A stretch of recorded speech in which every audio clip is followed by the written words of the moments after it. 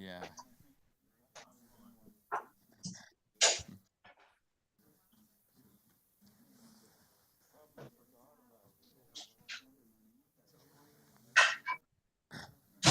Okay, it looks like we're being recorded, so watch your language.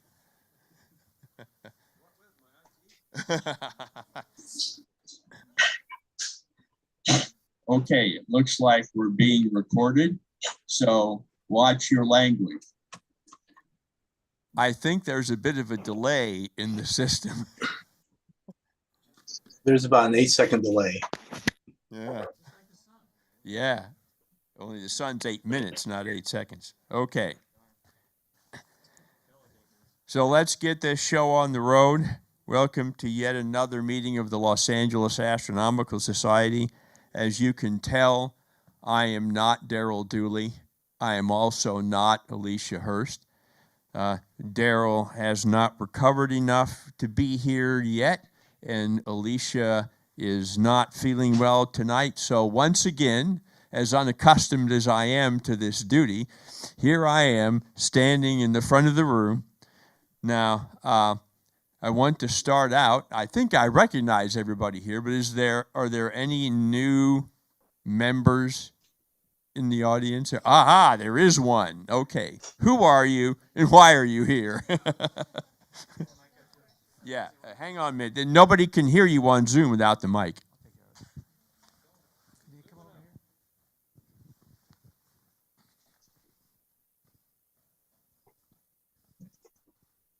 Right like that. Well, my name is Brian. I live in Thousand Oaks. Moved to the area about 2 years ago.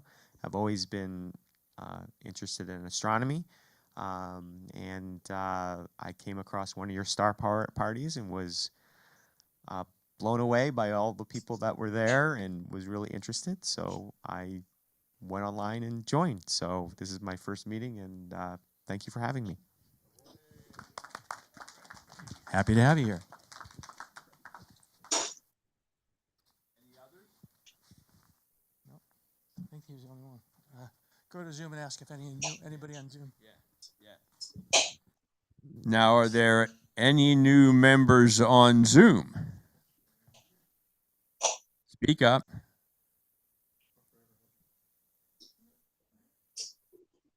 Okay, I don't hear anybody on Zoom either. I do want to make a few announcements. What's that? Okay. Well, put something in chat. If you're a new member, put something in chat and Spencer will call you out.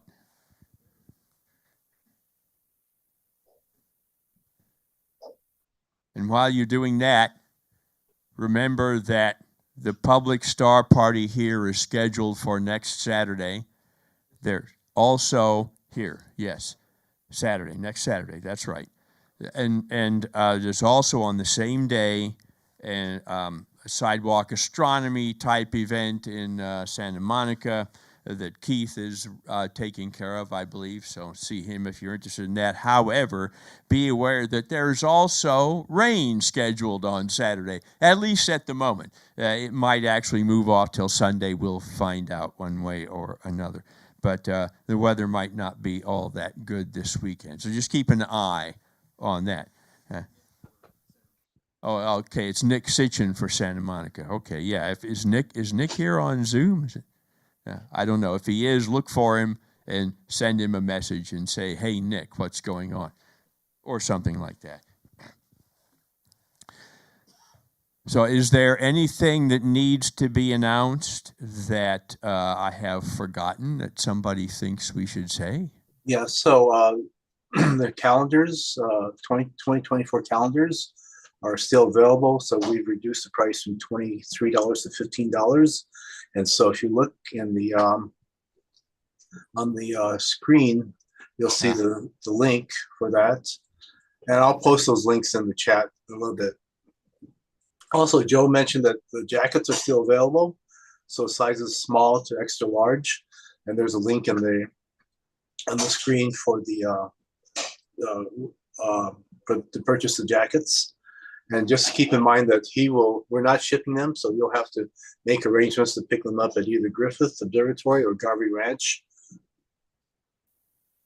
And I So- think Joe said he had jackets here with him. Okay. Okay, Joe says he does. So if there's anybody here who wants one, you have to pay. But Joe will let you have one if you pay. And the LAAS calendars, isn't that the one that has the images from our imaging contest winners? That's correct. Okay, so when you buy that calendar, you're buying a piece of the LAAS, images made by imaging champions from the LAAS. So is there anything else, or should I move on? I have one thing. I'll put this in the chat. There's two fairly accessible extragalactic supernova that are in the sky right now. And from light polluted Monrovia, I was able to do a 30-second image and capture them both, one harder than the other. But I'll post the NGC number and the supernova number in the chat if that's something that anybody is interested in looking at. Okay, sounds good. Is there anything else? Should we move on to having Spencer introduce our speaker? Okay. So Michael Reimer is you see in the slide, he's vice president of the Texas Astronomical Society of Dallas. He's been a member there since 2020. He's a dark sky. He joined the Dark Sky Advocates Network and gives talks about dark sky and dangers of light pollution. Michael has a BA in journalism from the University of Oklahoma and is an online graduate student at the University of Northern Alabama, pursuing a Master's of Science in Recreational Management. So Michael, you want to elaborate on your background? Yeah, most certainly. I should have updated that bio. I apologize. I did get that master's degree, graduated with that last summer. So that is something that I finally earned.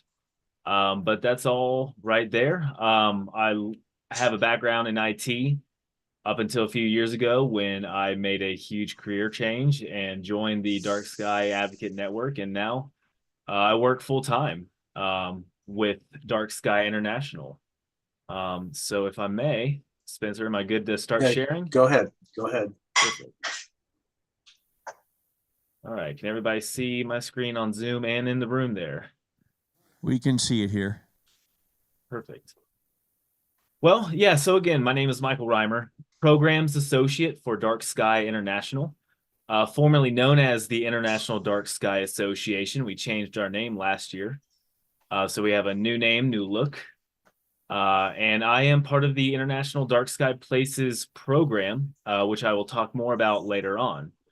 But just to kind of start us off, I mean, I love the stars. In my bio, you saw how interested I am in being part of organizations that revere the heavens above. And it wasn't something that I grew up with. You know, I'm from Dallas, Texas. And much like you guys there in Los Angeles, it's a very light polluted place. You have to go pretty far out into the countryside to see a dark sky. But it wasn't until my mid-20s that I really started to grow this affinity to find it for the cosmos. So it started with buying a telescope and then buying 3 more immediately, as I'm sure a lot of people can relate. So it's a passion. It truly is. It doesn't feel like working for Dark Sky International. And I hope everybody at the end of this kind of feels the same way when it comes to finding a way to protect the resource that we love. So gonna break the ice here real fast with the video. I do not own this video clip. This belongs to Fox. But if there's any fans of Bob's Burgers out there, I hope you have seen this before. Better. Oh, the stargazers would let me look through one of the telescopes, right? Stargazers? Yeah, the senior citizen stargazing group. Okay, but it's still cloudy. I'm pretty sure telescopes can look through clouds. Except no. Hello, I was wondering if we could just, take a peek through one of your lovely telescopes. I'm thinking that one. No chance, Chester. Bring your own expensive and delicate telescope. Yeah, hit the bricks, Billy. Stargazer code. No posers. Dilettantes. Okay, thank you both. You can look through mine. Oh, great. I love the red flashlights. That's so we don't get bright light in our eyes. It can take hours for our vision to adjust to the dark. That's why we call this the red light district. Here's mine. Oh, I was really hoping to look through one of the bigger ones. No. Teddy. Well, it's aimed at the right spot, and it's a telescope, so we just have to wait for the clouds to clear, then we'll look right through here. Oh, you can't look through clouds? No. Can any of these? No. Oh, I told him that. so both eyes open? What? No. One eye open. And which eye? Really? The one looking through the telescope. Got it. And what do you do with the other eye? Are you serious? You close it, Teddy. Like you're winking. Winking or blinking? Winking. You're blinking. I'm blinking? You keep the one eye open all the time. Oh, like I'm winking. Why didn't you just say that, Bob? Jeez. Oops, that came off. I'll put it back. Where'd it go? No. What? Turn it off! Oh, sorry. It was adjusted perfectly. You son of a... So I know we've all been there at a star party or two. Can't do much about clouds when it comes to stargazing, of course. But there is another threat to us stargazers, and that's light pollution. When it comes to obscuring our view of the sky. So, like I said in my introduction, I'm from Texas. I played under the quote-unquote Friday Night Lights, and so in many parts of the state, it seems like the quote-unquote Lone Star State is really trying to become literal in that nomer. So, it's a growing issue in DFW, in Houston, Austin, San Antonio, even out in El Paso and the Permian Basin. A lot of the state is losing the dark sky, and it's unfortunate. But so is the rest of the world, especially in the developed world. So what is light pollution? Well, the first thing to do is to define it. Light pollution is simply, as we say, the inappropriate or excessive use of artificial light at night. And this has serious impacts on us as humans, on wildlife, and our climate. A recent Globe at Night study found that light pollution is increasing at a rate of 10% every year, and we expect that rate to increase in the coming years. To put this into perspective, someone born today would be able to see on average 250 stars in the night sky on a moonless night. Of course, in 18 years, on their 18th birthday, that number would be reduced to only 100 stars. So a very significant drop off just in the lifetime of an adult.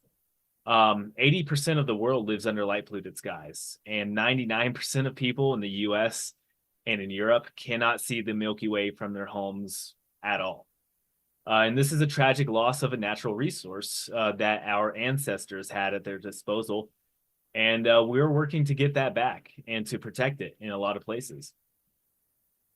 So first, let's talk about the types of light pollution, what light pollution does to harm us and our environments. I think a lot of people here might be familiar most with sky glow, which is just the brightening of the night sky over inhabited areas.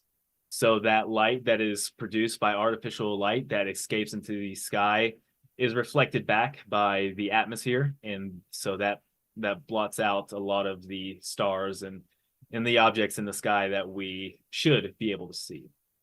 Glare is excessive brightness that causes visual discomfort.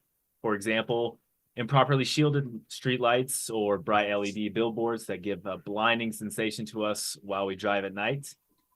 For those of us who commute at night, work late at night or early in the morning, it takes a lot for our eyes to adjust. And when a street light is shining right into our eyes, disrupting our vision, that makes for dangerous conditions. And then finally, there's light trespass. which is light falling where it is not intended nor needed. Show of hands in the room. I can't see you guys, but think to yourself, how many of you sleep with blackout curtains at home in order to keep a neighbor's floodlight or street light from shining into our bedrooms? I know I do. I can't sleep without complete darkness. And that's what we were supposed to do. And so this is called light trespass. And as you can see in this third image here, it can be egregious in some places. For example, in my own backyard, this is my neighbor's home. And I like to set up my imaging telescope outside. And yeah, here in Denver, it's about border weight where I am. I'm in a suburb of Denver, but we still do try to do our best. But when you have a light like this shining in your face, it really makes the enjoyment of the night difficult. A little bit later, I'll show a minor improvement to this and how it can make a big difference. This picture was taken in the summertime, so keep that in mind too. So someone may say, or you even yourself may be thinking, which I hope not as astronomers, so what about light pollution? It doesn't really have any effect on me. I don't really care about seeing stars. I'm more worried about this other issue. Well, the dark sky movement is more than just about seeing stars. It's a lot more than that. Light pollution, like other types of pollution, is harmful to us. As we saw with light trespass, light coming into our homes at night can disrupt our sleep patterns, making it difficult for our body to fall and stay asleep. Our circadian rhythm is our body's natural tendency to sleep at night. And so we need sleep in order to rest our minds and our bodies because they require rest. That's how we evolved. And if we don't get that rest, then we are very susceptible to becoming ill. We, of course, are not the only organisms on our world that are negatively affected by light pollution. Many animals rely on the natural light of the moon and the stars to navigate and to live. Newly hatched sea turtles, for instance, this little guy here trying to make his way to his final home in the sea, look to the moon and the stars over the ocean to navigate to their home. But if a nearby town, lights or resort or something if it's brighter than those objects in the sky, then they may find themselves following that light instead and never making it to the water. This is a video, and it'll come into focus here shortly. This is a video not of insects, but birds over some very egregious lights that are shining directly into the sky. And they're trapped in these beams of light. So our winged friends, birds, bats, insects, depend on the light from the moon and the stars as well to navigate during migratory periods throughout the year, which is why we have lights out programs in the spring and fall to really help these species navigate during the high migratory periods where they go through big parts of the continent. But if bright lights like these are shown here are on during those crucial times, these creatures will become lost and never make it to their destinations. And we see a steep decline in these populations of animals that have huge ecological impacts on us, because these are the animals we rely on to pollinate our food. And we don't have them, then our chain is broken, and that's not good for us. There are profound environmental impacts from light pollution as well, as you can imagine. As we have seen, there is growing concern about global climate change, and energy used on wasted light is a huge contributing factor to that. 99% of outdoor light is wasted, meaning 99% of outdoor lighting does not sufficiently light the objects and areas that is meant to be illuminated at night. It's a lot like leaving your sink water on, just running while you walk out of the room to do something else. It's pointless, it's wasteful, and there's no sense to it. So this results in over 228 million metric tons of carbon dioxide being wasted and polluting our environment and costing the United States alone $15 billion every year. So you can just imagine all the ways we can save if we eliminate that 99% of wasted light. So I know a lot of you may be thinking, well, that's all well and good, but what about safety at night? Obviously we want to see where we're going when we're walking, where we're driving. We want to protect our roads, our homes, and our businesses, right? Well, yeah, we do. We're not trying to say that we need to get rid of all artificial light at night. We understand that this is the world we've created for ourselves, and there's no really going back to the quote unquote dark ages. So we want to really change the narrative on how we light and make it responsible. So, glare from poorly fixed streetlights can be extremely hazardous to drivers, causing collisions. And research has shown that outdoor lighting at night does not necessarily reduce crime, as results have been inconclusive. More light does not equal more safety. Better lighting reduces crime. Better lighting improves safety.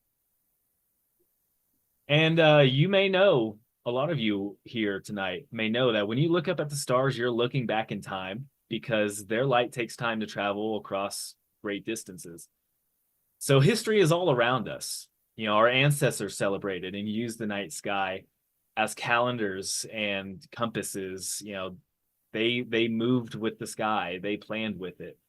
They built monuments to celestial, events in the past, and we can still see those places today. But we don't do that as much anymore. Like I said, it's a brave new world, but we can still appreciate these monuments, these testaments to this cosmos that we are a part of. So protecting the heritage of the night sky helps us see the value in the universe around us and the value in each other, to me.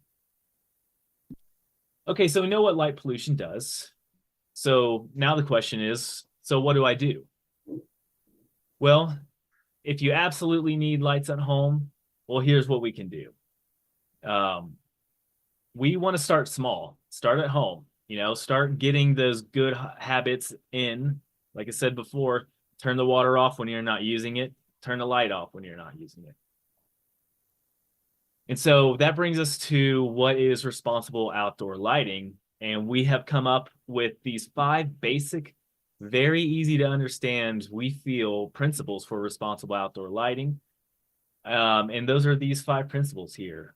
Start with natural darkness and add light where it's needed. So I want to challenge everybody here this evening. When you go home, take an inventory. It doesn't have to be extensive, but kind of get an idea of the lights you use on your home and what lights may be in the neighborhood or your neighbor.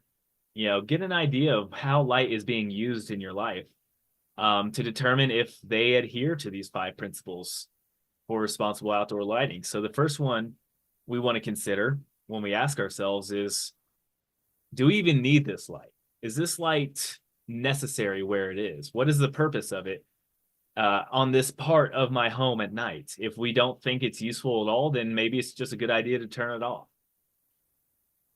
The second question we want to ask is, where is the light falling? If we need this light, okay, why do we need it? Where do we need it? Let's make sure that 100% of the light is directed at what we want to illuminate. So we want to shield the light. We want to aim the light so none of the light escapes into the sky or into our neighbors' homes. The third issue we want to tackle here is the intensity of the light, how bright it is. As you all know, when you're out at the dark site, our night vision is very important. And so we want to retain the adjusted light that we get when we are in the dark places, because our eyes adjust. And so when we're in very dark areas, we don't need a lot of light to see. And that's a very neat evolutionary thing that our eyes can do. They can adjust in low level lighting. So we don't need high intensity light where we live at night, because we can make do. So just a little bit goes a really long way. Then we want to make sure that we have control of our lights. And by control, I don't mean access to a light switch that can be forgotten about. We're in a day and age where technology is such that we can automate our homes if possible. It doesn't necessarily have to be the case, but timers, dimmers, motion detectors are great ways to control our lights a little bit better by making it so that light is only used at the times that it's necessary. And ensures that they're not on all night long. And so finally, the fifth principle that we want to really ensure that we're adhering to is the color temperature of the light, and making sure that it's an appropriate color temperature. Color temperature, as a lot of you probably know, is just how warm or cool the light is. And with that, there's a color spectrum. And so we at Dark Sky International, we think that a very safe for us and for our wildlife friends, color temperature is about 3,000 Kelvin, which is fairly warm light. That's around amber. We will always want to go closer to 2,200 as best as possible, but a good bar is that 3,000 mark. A lot of off-the-shelf LED lights come around the 4,000 Kelvin or higher range, and that is way too intense of a light. And that higher intensity, that higher color temperature light contributes more to sky glow than the warmer colors. So I said earlier we'd come back to my neighbor's house, and this is a new light that they installed in the recent months. It's a lot warmer color. It's certainly very amber, if not egregiously yellow. But this is a better light, you know. It's still pretty bright, and I can see it from my backyard, and so it's not really directed anywhere. It could probably be turned off for these purposes. No one's out and about. And of course, you get that snow on the ground. It's reflecting a lot of that light back into the sky, which is unfortunate in the northern latitudes, but it is what it is. We try to make do, but if we use less light, we'll mitigate that. So the idea really here is to use all 5 of these principles together to reduce our impact on light pollution. Shown here with this graphic, you know, we know what is unacceptable light and we know what is the best use of light. So what else can you do? Well, it's great to start in your community. Like I said, you go home, do kind of an inventory of what your home is like, the lighting outside. Even consider the lighting inside. If you leave your blinds open at night, that's still not a great use of your light indoors as well. And then talking with your neighbors, seeing what they can do to fix the lighting around their home. And then expand. Join a network of thousands of people around the world by becoming an advocate with Dark Sky International. We have advocates everywhere on every continent that work in their communities to influence change in outdoor lighting practices and policies. As I mentioned before, I started out as just an advocate, and then I was hired to be the advocacy intern. And now they brought me on full time. So this really is a passion of mine, and so many people share this passion and do amazing things in the world to make huge changes in their communities, and it's inspiring. And so I want to help support our advocates around the world, and I want to help support advocates there in Los Angeles by providing y'all the resources, the encouragement, the connections to do outreach and to work with policymakers in your community. So, you know, Dark Sky International is made of delegates, chapters, members all around the world that do this incredible work. And so we invite you to join us. So we have some annual events each year. We have 3 main events. Right now we're working on International Dark Sky Week, which is a week-long celebration of dark skies. And that's done through outreach, education, the way you guys do it with sidewalk astronomy and star parties. You know, it's just a great way to get kind of your captured audience at the eyepiece to say, hey, wouldn't you love to be able to see more of this and not just have to rely on a telescope and some filters? You know, there's a lot more to the sky than what we can see there at Griffith. So this is a great opportunity. It's a huge campaign every spring around the new moon in April to really push dark sky celebration and outreach. So in 2023, last year, we really kicked up our proclamation initiative. I think there in California it's called Resolutions.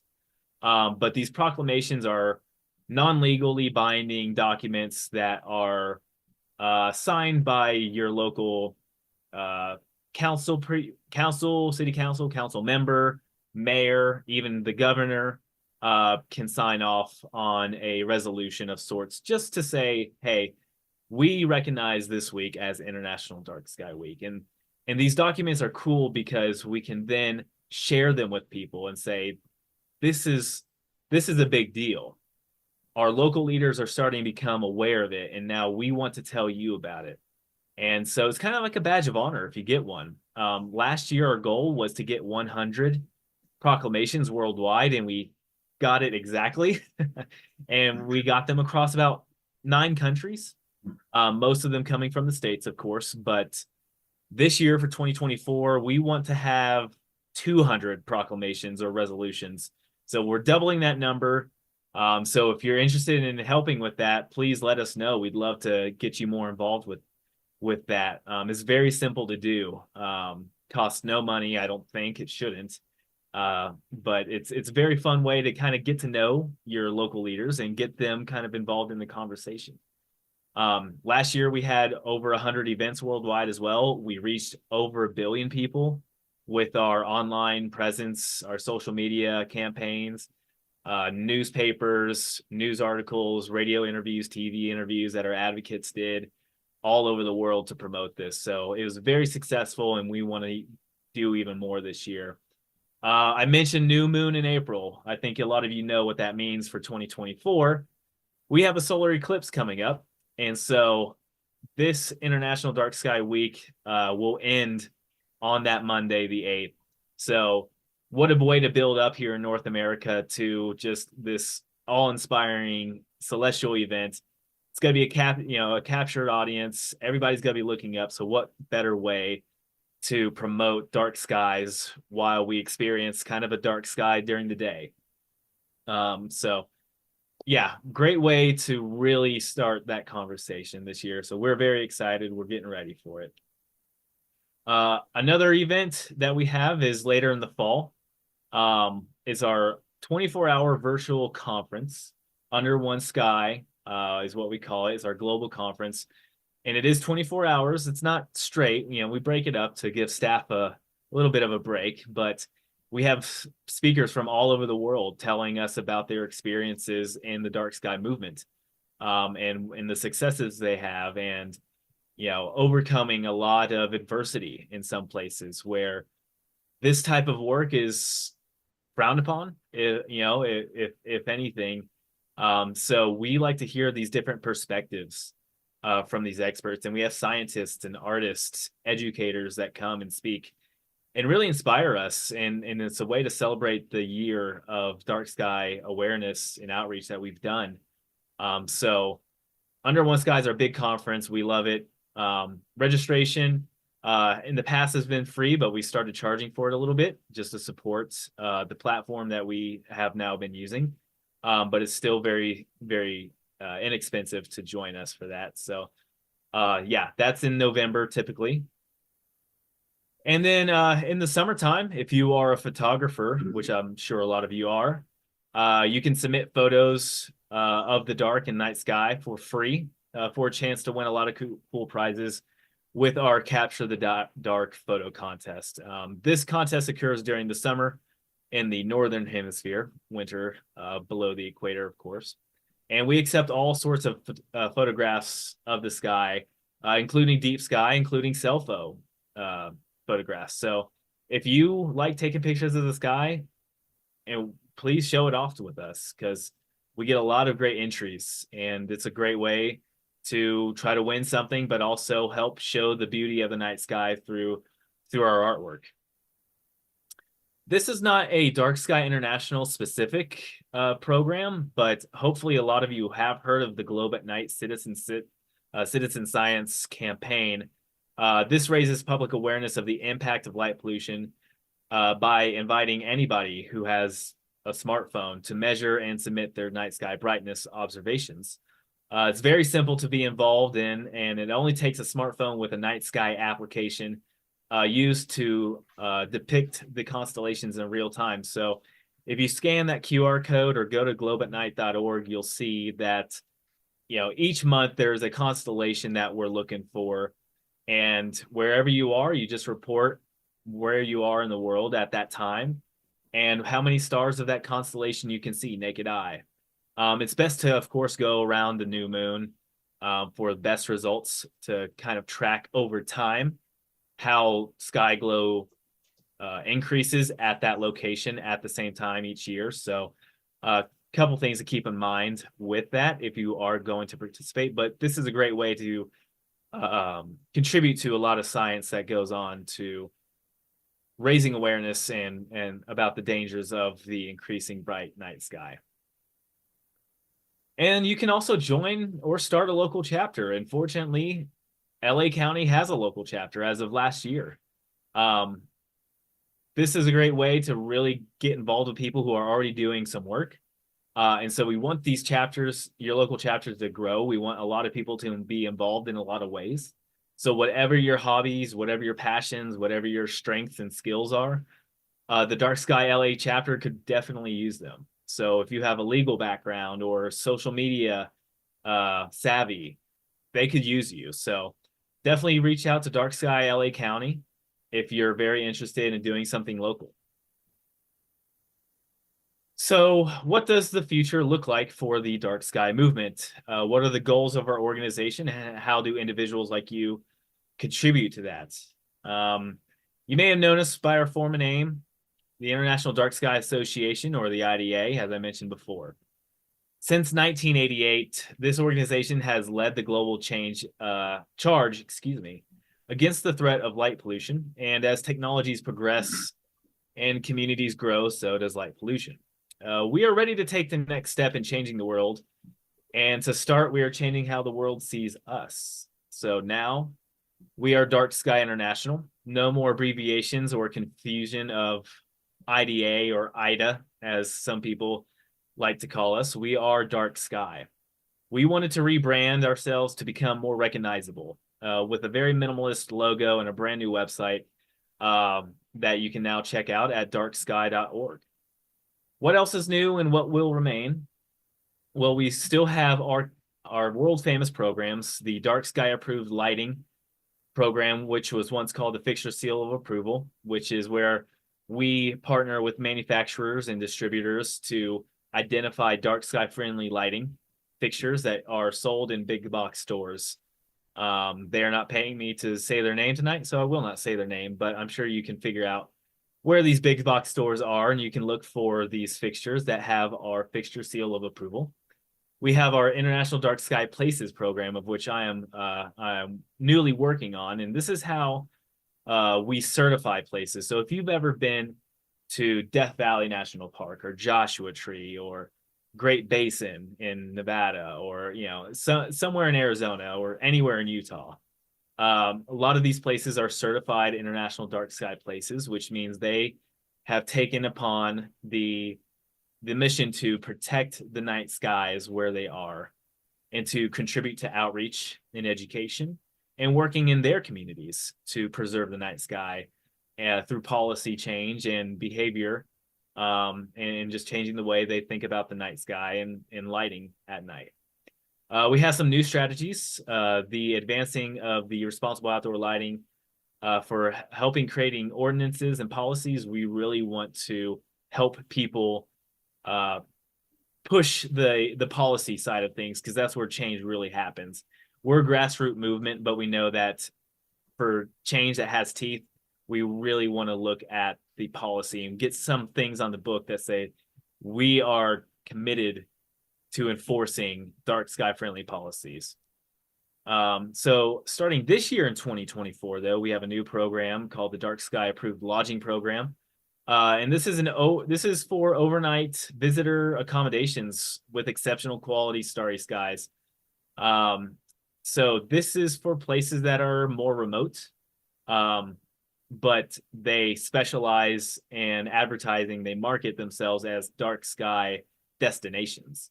So if you want to go sleep under the stars, we really want to work with these companies to promote their business, and they promote dark sky.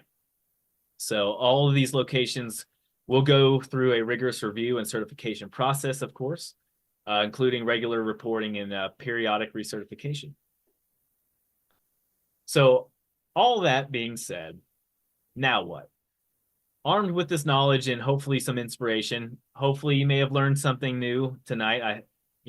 As astronomers, we're pretty aware of this issue, but one or two things hopefully may have been news to you. What are you going to do is the question. I bet you'll start paying attention more to every light you see. On your drive home tonight, perhaps you have that curse of knowledge. As I tell people, you'll be able to determine what is being lit responsibly.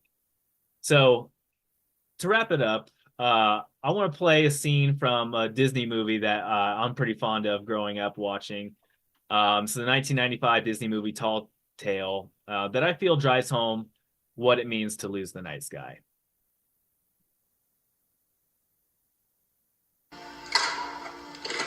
Sure is dark. Sure is.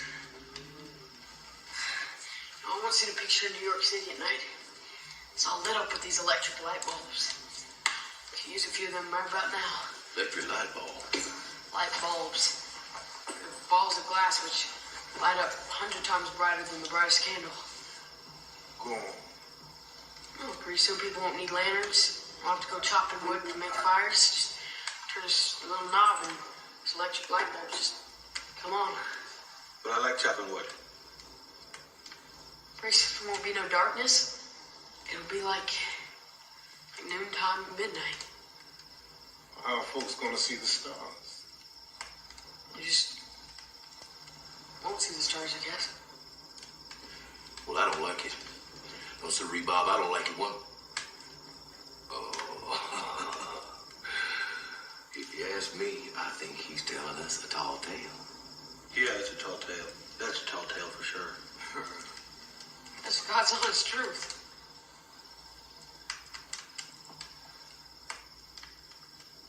Not see the stars?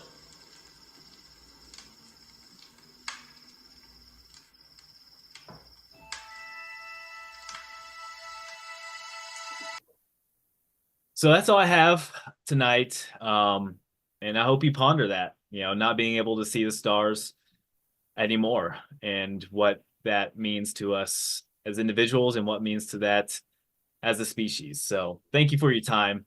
I'm ready to take questions. I'm sorry if you've put any in the chat. I have not seen them yet.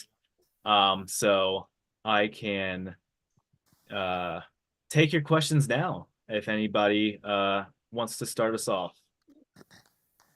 Thank you.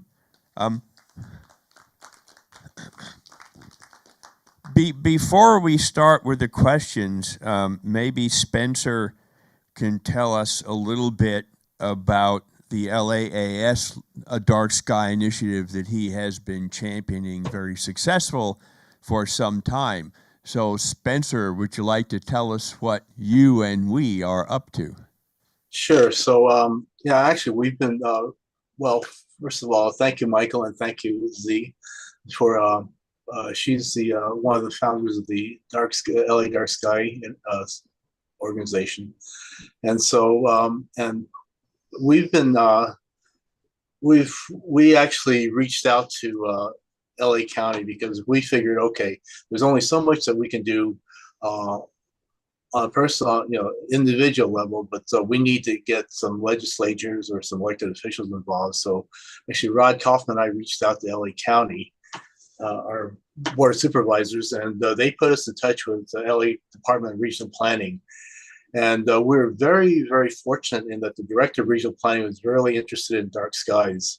We invited her and her staff out to Lockwood on a whim, and I figured, okay, they'll never accept this. It's out of the way. It's off the clock for them, but they accepted it. They went out there, and Rod showed them Jupiter, and through his 16-inch telescope, blew them away. And then we saw the light dome from Santa Clarita Valley intruding on the Milky Way. And so she said, okay, I get it. I know why you guys are so passionate about this. So that was, for us, that was a turning point. And so they have actually been very supportive. They have actually worked on the rural outdoor lighting ordinance, and the problem there has been lack of enforcement. And so as we dug into it, it turns out that nobody knew about it. So one of the things that they agreed to do, and they did, was they sent out 10,500 brochures to people in the Lake Estake area, since that's sort of that impacts our site in Lockwood Valley as well. And so informing them of the ordinance and just on no scientific evidence of how successful it's been, but just on doing some drive-bys, people have responded and turned off some of the lights and changed the light temperature on some of their outdoor lighting. So that's one initiative. The other way to reach people is through the schools, and so the regional planning folks have actually set up some meetings with the LA County LA County Office of Education, and there we've adopted some materials from Dark Sky International, and are presenting it to them so they can pass that information on to their teachers to get them involved. I think we as a club, and we've been meeting with Dark Sky LA and also Climate Reality on a monthly basis, just to keep each other abreast of what we're doing. Awesome. But one of the things that we thought was going to be a fun thing would be to propose that the California Nebula be designated the official dark sky or official astronomical object for California. Makes And sense. so, yeah, I mean, Oklahoma did it for the Rosetta Nebula. Why can't we do it for California Nebula? So that's and also at the same time we've had a lot of success reaching out with the local media. So I think they went to one of the news outlets went to Mount Wilson to interview Tim Thompson about why scientific astronomy isn't being done at Mount Wilson. And that led to a talk about light pollution, and so there's an interview that aired, and then there's going to be another one on the same subject that's going to air nationally in a couple of weeks. So those are just some of the initiatives we've taken. The other thing we want to do is leverage our outreach.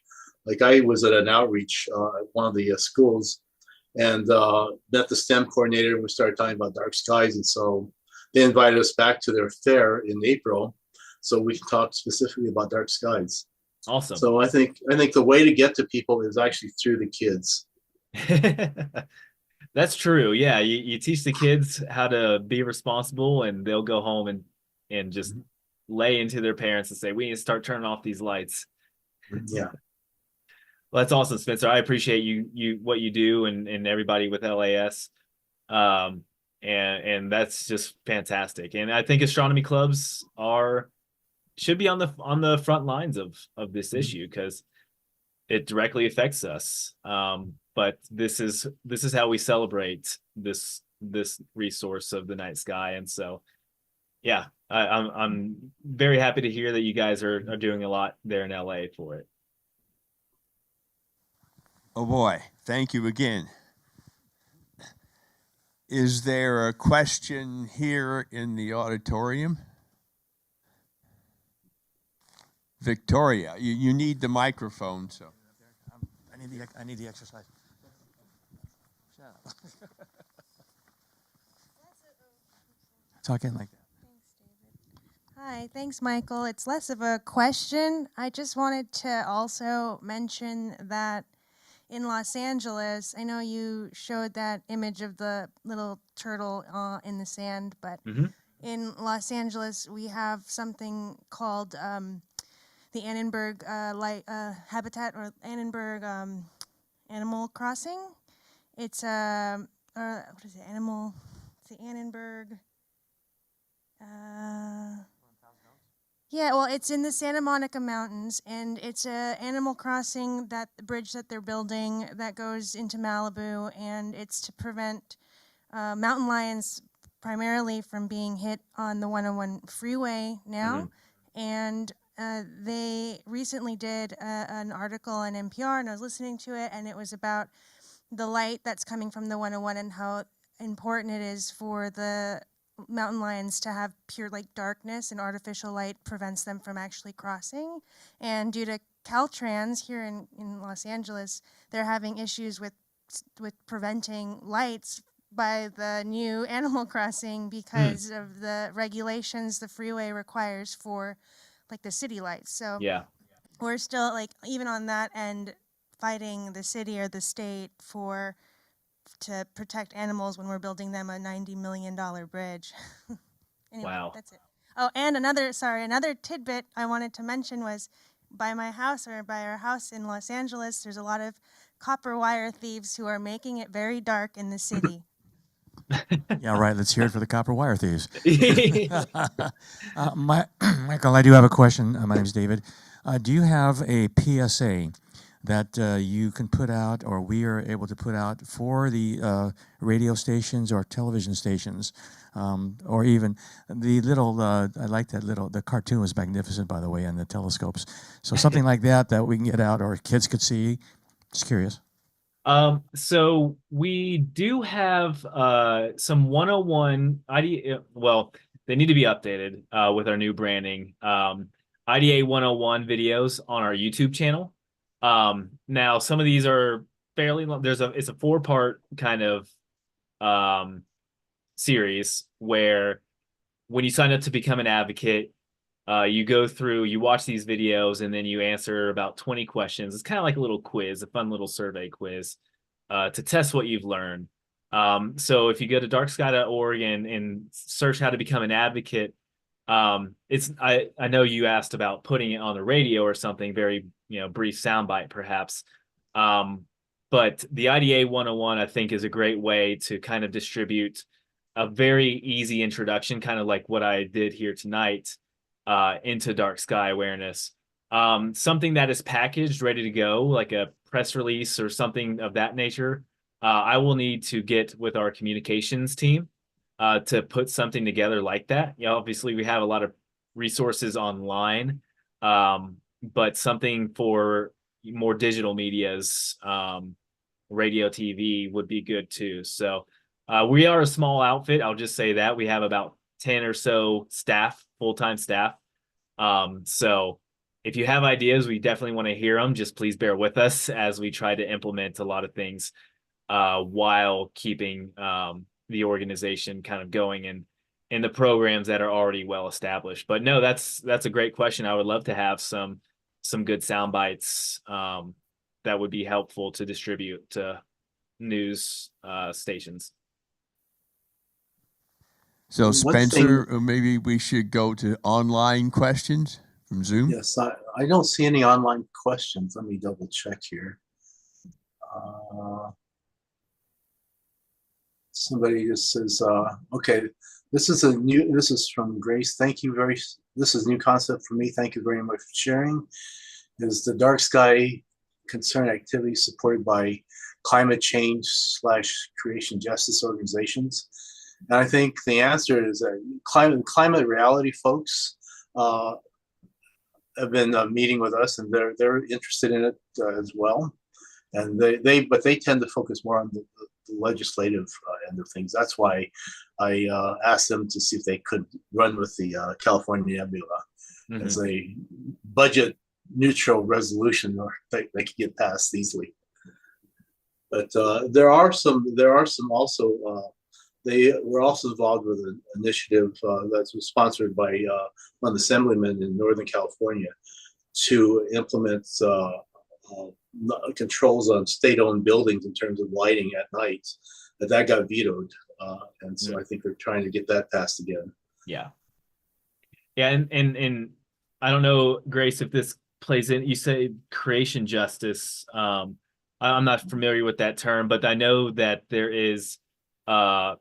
We talk about light justice and how low-income neighborhoods, underserved communities tend to have more lighting, excessive lighting, in the name of crime prevention and safety. And these communities are incredibly disenfranchised when it comes to outdoor lighting because this myth that more lighting equals safe, but we don't see that. If that were the case, then crime wouldn't happen during the day. But yeah, so there's a light justice movement to all of this as well. And I certainly encourage a lot of people to look into that. I think lightjustice.org are kind of at the forefront of that aspect of outdoor light at night. So Spencer, who do we have to go to and who do we file papers with to get the California Nebula an official object? Well, we need to actually have a legislator sponsor it. So the one that I had in mind, unfortunately, is leaving office. I think we just need to identify some people, and probably ideally it'd be more than one person and have them run with it. One of the things I forgot to mention, by the way, is that LA County is being pretty proactive, and even the regional planning folks are on board, and the LA County Public Works is on board. They actually orchestrated a move to replace 60,000 streetlights with 2,700 Kelvin LED lights. All right. And so they're partway. They're pretty much that project is pretty far along. But I think one of the things that that can be done is that the LA County applies to the unincorporated areas. And for those of you who live in some of the unincorporated areas like Altadena or Glendale, you can hit up your city council people and talk to them about it. And one of the great things that you can do is you can try and have an influence in changing the building ordinances. So, one thing the rural outdoor lighting district does is it mandates shielded lights, all the nice guy friendly types of lighting fixtures for outside. But a lot of cities don't have that. So that's a good start. Yeah. Okay, are there any more questions here? Question wait. from Tom Hendricks for Michael. Are there certain lighting technologies that are thought to be better? You mentioned lower color temperature, for instance, 2,700 Kelvin at your neighbor rather than a brighter thing.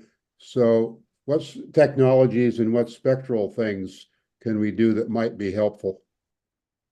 Are you saying as far as like measurements, like measuring color, temperature, lumen output, things like that? Yes, for instance, I believe in the San Diego area, they were favoring low pressure sodium to have a narrow yellow line that could be easily notch filtered out. And we mentioned LA changing from whatever incandescent or whatever to 2,700 Kelvin. What is the advantage of the lower color temperatures versus the bluer ones, the 4,000 and 5,000 Kelvin lights? So the higher intensity of the wavelength of light, which is what gives us those higher color temperatures, that bluer light scatters more in the atmosphere, so that contributes more to sky glow. So the warmer colors don't scatter as much, so that's why we want to use much warmer colors at night. Thank you. Yes, sir. Okay, we had a question way in the back. If you can run up there and get your exercise. While I'm on my way up there, just maybe an idea is to have some shirts made, T-shirts that we could sell or get out into the public. It'd be kind of cool, especially for kids, with stars on them. Yeah, Dark Sky International, we have an online store. But Great. Yeah, if you guys make a LA County Dark Sky or LAAS Dark Sky, do it. I'll buy one. I just wanted to know, in the city of Los Angeles, because you said if you live in Glendale or wherever, work with your city. So do we have any restrictions or covenants here in LA? I'm sorry, any restrictions in what? Covenants. Any laws here in Los Angeles? Oh. You mean city of Los Angeles, right? Yes. Spencer, you probably have to be the one to answer that. I'm not sure. To be honest with you, I'm not aware of any, although I am really dismayed to learn that LA City and Metro just voted to install some outdoor LED billboards Mm. that will be, and their concession, I think, the Dark Skies is they'll be off at 3 a.m. Oh, But it's a revenue generating thing for them. oh yeah. Yeah, that's a tough one. We know quite a few people around the country that are battling billboards. And those electronic ones, those LED billboards they're tough because they The city generate of Los revenue. Angeles seems to have a long-standing love of bright lights. When I was one of the founders of the Mount Wilson Observatory Association back in the early 1980s, a fellow named Esslinger, who was in charge of street lighting for the city of Los Angeles, is one of our enthusiastic friends. And even though he was in charge of street lighting, he simply couldn't do anything about the city lights. And he told us that if you said it saved the money, they didn't care. Yeah. But if you told them that it would stop migratory birds, then they were afraid of being sued and they might do something. so maybe if we can get your birds to fly over Los Angeles, I'll see what I can that do. will accomplish something. Any other questions? Okay, and seeing none in the chat, I'll say thank you very much, and we'll move along. Thank you all. Okay, so I'm reposting the link for the door prize drawings. So that's in the chat. Okay, so next item is committee reports, right? Yeah. Okay, let me hang on a second. You're like on all of our committees, aren't you? No, the light pollution and the Lockwood, those are the the two. Okay, hang on a second. Let me do a screen share here. Shoot, hang on a second. Yeah. Okay, here we go.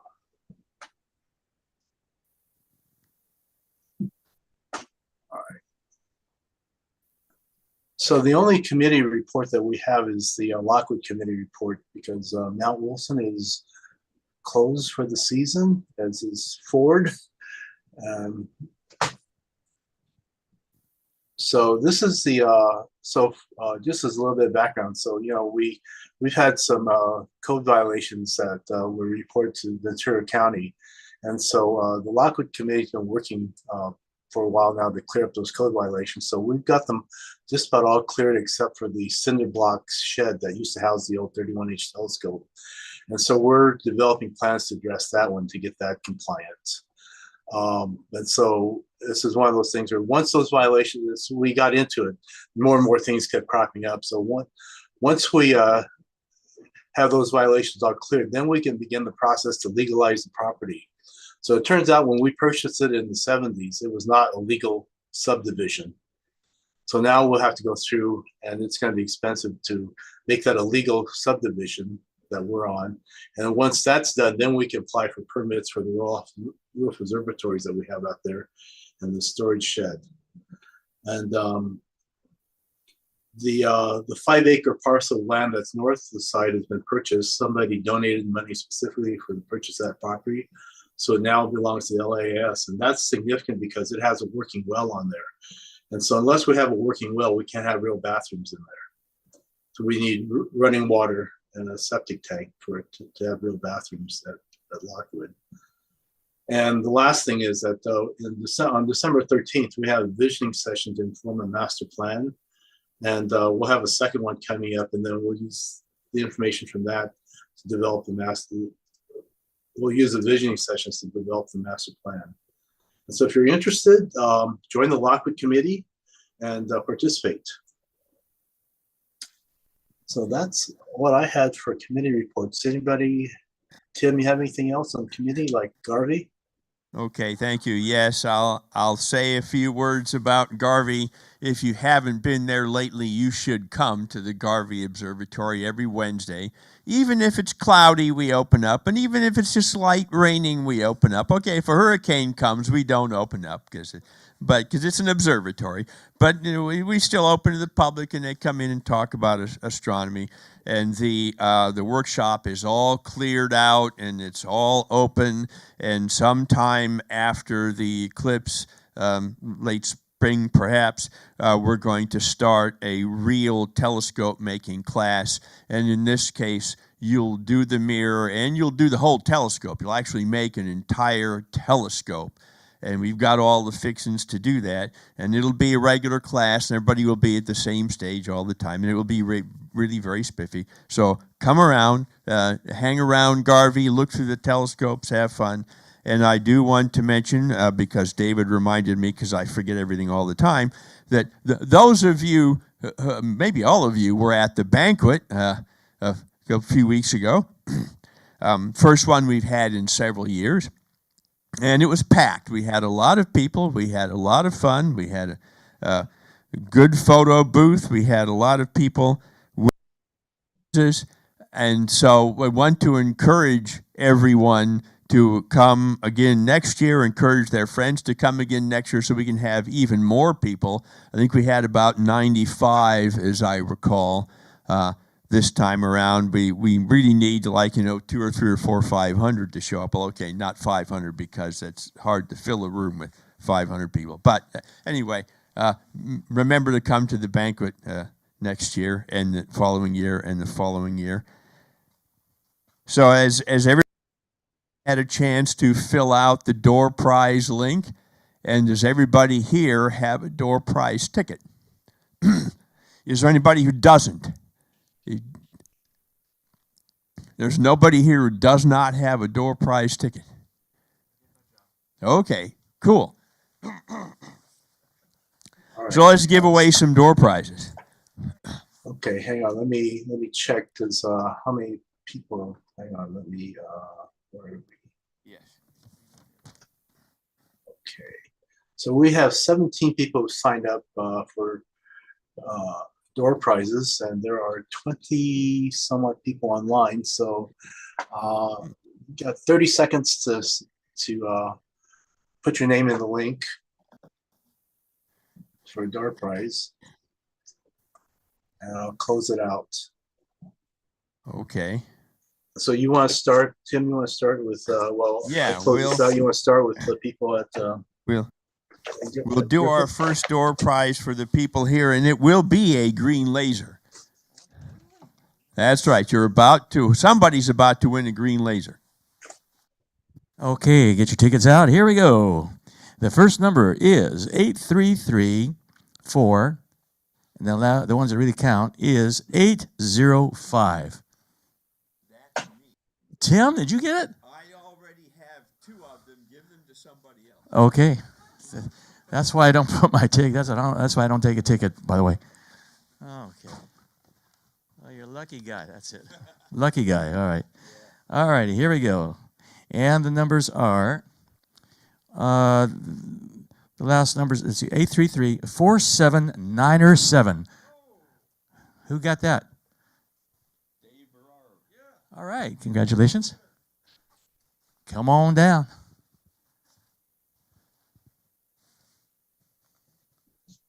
So you're going to get the laser that Tim was going to get, but he doesn't need it. Okay, you want me to do one online now? Yeah, go ahead. Sure. All right. Okay, hang on a second. Let me just screen here. Okay, let's paste the names in there and see what we got. I don't know. Okay, Charlie. Okay, Charlie. I'm sorry. We'll need you. Yeah, this is Charlie. Okay, I screwed up. It was Charlie was the one who won. Okay, we'll need you to keep track of their contact information for Alicia. And on Zoom, the first prize being given away is a pair of binoculars. I don't know what kind because Alicia didn't tell me. She just said binoculars. They're usually 7x50s from Celestron. Yeah, 7x50s from Celestron maybe. And the next indoor prize is a star projector. It's one of those things that makes, you know, star pattern on your bedroom ceiling and all that kind of good stuff. And the winning number is 833480. You got it. All right. Shane got it. Come on down. Okay. Then on the online, Okay, that's our second. okay, so Roman got the next prize online.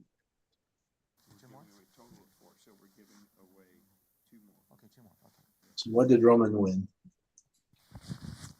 Oh, Roman was the online, the Observer Sky Atlas of the Moon. The Observer Sky Atlas of the Moon is what he won. Okay.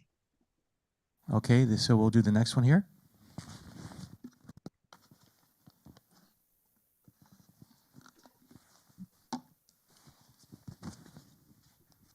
And the winning number is 8334 800. 800.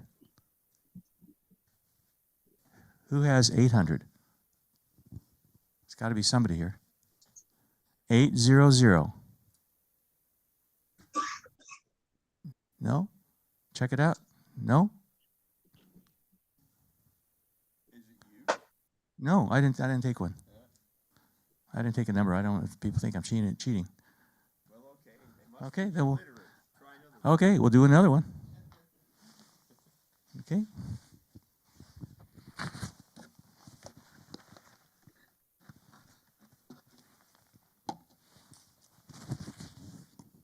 The number is 8334802. Who got it? Annie Gross. Yeah, all right, Annie.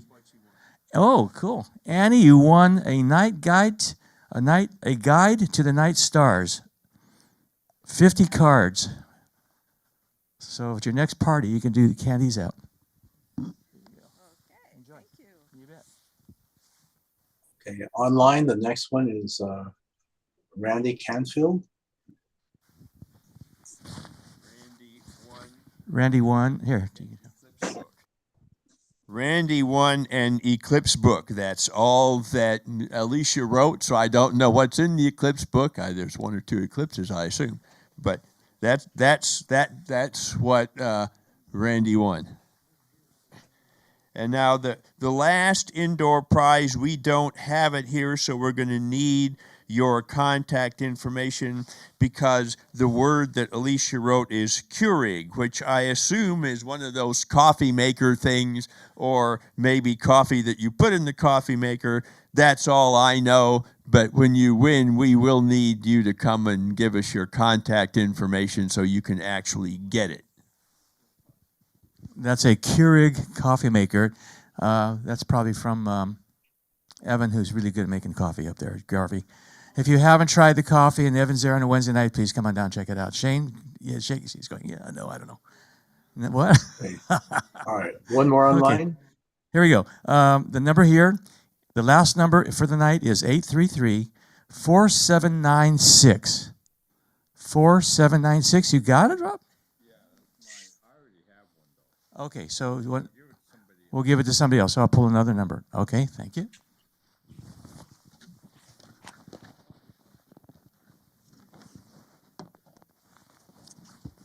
Okay, here we go. 833-4803. You got it. All right, congratulations. And we've got And that's one our more last door prize for the evening. Well, how about online? We had 3 online. Right? Yeah, there's We should one have more online, one more. and Okay, all right. that's an LAAS online store item. Okay. All right. Let's see who that is. That's Tom Hendricks. Tom Hendricks. Okay, you're gonna get to pick something from the LAAS online store. Very good. Send me an email on how to do that, and I'm pleased. Thank you. Yeah, and Spencer will get the contact information for the winners and forward it to Alicia, who will contact you about your prize. So, And I'll get your contact information so you can figure out how to get your Keurig, or she can figure out how to get it to you. And with that, hold on, Tim. What did Charlie win? I need to write that down. What did Roman win? what was that? On the online prizes, what did Charlie win? You need to write that down. Roman? Well, Roman and Charlie, both of them. Yeah, Charlie won the binoculars. Roman won the Observatory Sky Atlas of the Moon, or Observer Sky Atlas of the Moon. Okay, all right, got it. Canfield won the Eclipse book, and then Hendricks the LAAS online store item.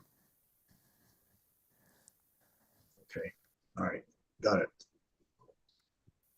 Want to remind everybody, our next general meeting here at Griffith Observatory will be, the general meeting will be March 11th, Monday night, March 11th, and the following star party in March will be the 16th, March 16th. We hope to see you all out there. Okay, and if anybody missed the links for the jackets and the calendars, I'm going to repost those right now. So get the calendars while we still have them. Again, they're so here we go. And if you're here and you want a jacket, Joe is sitting here, and Joe will make sure you get your jacket if you make sure he gets your money.